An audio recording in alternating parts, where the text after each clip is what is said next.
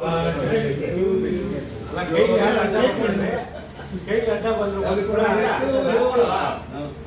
ಮೊನ್ನೆ ಹಾಕಿ ಸರ್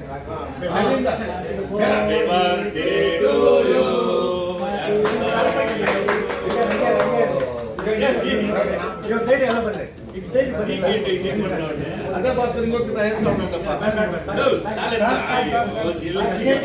ಸಾಕಿರಿ ಸಾಕಿರಿ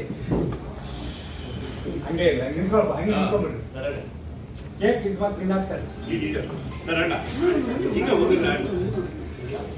ಅಣ್ಣ ಬೇಡ್ಕೊಂಡಿನ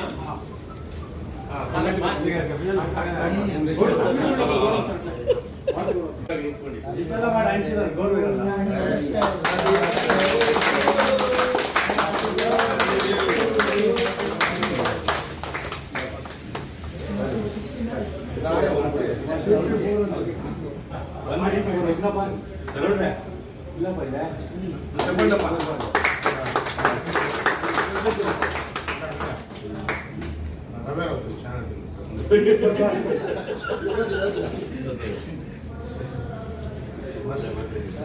ಸಂಸ್ಕೃತ ಜೈ ನಶಾಬ್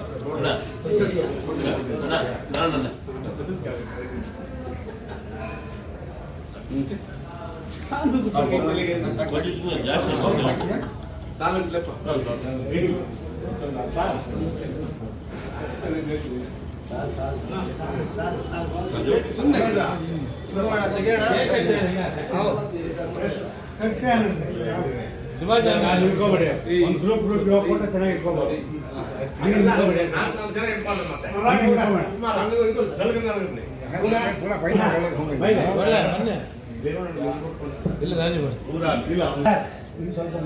ಎಲ್ಲಿ ಬನ್ನಿ ಅಣ್ಣ ನಿಮ್ ಸ್ವಲ್ಪ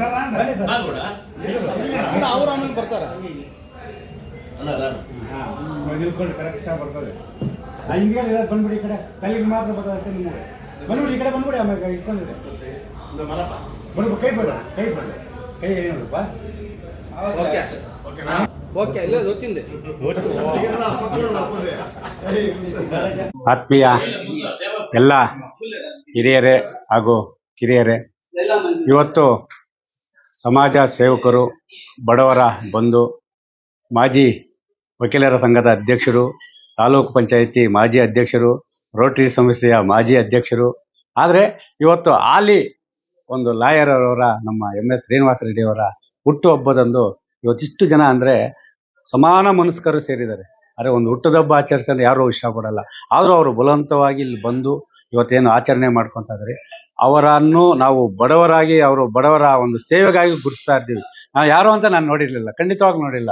ಮುಖಾಮುಖಿ ಇವತ್ತೇ ನಾನು ನೋಡ್ತಾ ಇರೋದು ಶ್ರೀನಿವಾಸ ರೆಡ್ಡಿ ಅನ್ನೋರು ಯಾರು ಅಂತೇಳಿ.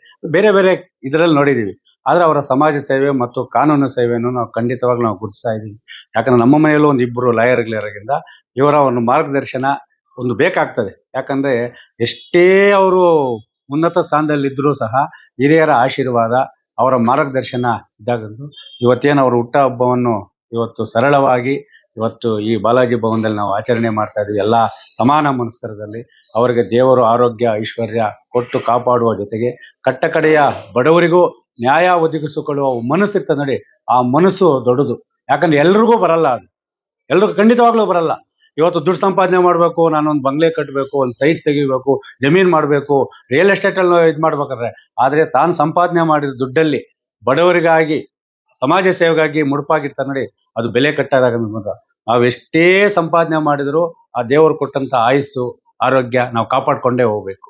ಅದರಂತೆ ಇವತ್ತೇನು ನಮ್ಮ ಶ್ರೀನಿವಾಸ ರೆಡ್ಡಿಯವರ ಒಂದು ಹುಟ್ಟುಹಬ್ಬವನ್ನು ನಾವು ನಮ್ಮ ರೈತ ಸಂಘದಿಂದ ಮತ್ತು ವಕೀಲರ ಸಂಘರು ಮತ್ತು ಅವರ ಸ್ನೇಹಿತರು, ಹಿತೈಷಿಗಳು ಎಲ್ಲರೂ ಇದ್ದಾರೆ. ಯಾರ್ಯಾರಿದ್ದಾರೆ ಅವ್ರ ಹೆಸರು ನಮ್ಗೆ ಗೊತ್ತಿಲ್ಲ. ಅದರಲ್ಲೂ ಮುಖ್ಯವಾಗಿ ನಮ್ಮ ಮಾಧ್ಯಮ ಮಿತ್ರರು ಇದ್ದಾರೆ.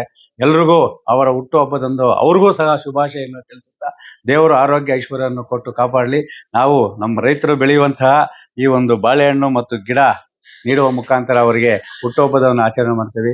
ಈ ವರ್ಷ ಅಲ್ಲ, ಇನ್ನೂ 100 ವರ್ಷಗಳ ಕಾಲ ಅವರು ಹುಟ್ಟುಹಬ್ಬವನ್ನು ಆಚರಣೆ ಮಾಡ್ಕೊತಾನೆ ಇರಲಿ. ಒಂದು ಉನ್ನತ ಸ್ಥಾನವನ್ನು ಅವರು ಅಲಂಕಾರ ಮಾಡಲಿ ಅಂತೇಳಿ ಆ ದೇವರಲ್ಲಿ ನಾವು ಪ್ರಾರ್ಥನೆ ಮಾಡಿಕೊಳ್ಳೋಣ. ಆ ಬಡವರ ಸೇವೆ ನಿರಂತರವಾಗಿರಲಿ ಅಂತೇಳಿ, ಮತ್ತು ನಾವೇನು ಗಿಡ ಬೆಳೀತದೋ ಆ ಗಿಡ ಎಮ್ಮರವಾಗಿ ಬೆಳೀತದೆ. ಆ ಗಿಡ ನೆರಳು ಆ ಗಿಡಕ್ಕೆ ಬರಲ್ಲ. ಇದು ಸುಮಾರು ಜನ ಅಲ್ಲಿ ನಿಲ್ಕೊಂಡ್ರೆ ಆ ಗಿಡ ನೆರಳು ಬರ್ತದೆ. ಅವರು ನೆರಳು ಮರ ಬೆಳೆಯುವ ಗಿಡವಾಗಿ ಅದರಲ್ಲಿ ನಾವು ನೆರಳು ಪಡೆಯುವಂತಹ ಅವರ ಶಿಷ್ಯರಾಗಿ ನಾವು ಬೆಳಿಬೇಕಂತೇಳಿ ಈ ಮೂಲಕ ಅವರಿಗೆ ಮತ್ತೊಮ್ಮೆ ಹುಟ್ಟುಹಬ್ಬವನ್ನು ಶುಭಾಶಯಗಳನ್ನು ತಿಳಿಸುತ್ತಾ ದೇವರ ಆರೋಗ್ಯ ಐಶ್ವರ್ಯ ಕಾಪಾಡಲಿ ಅಂತೇಳಿ ನಾವು ಚಿಕ್ಕವರಾಗಿದ್ದರೂ ಸಹ ಅವ್ರಿಗೆ ಶುಭ ಹಾರೈಸ್ತಾ ಇದ್ದೀವಿ. ಧನ್ಯವಾದ.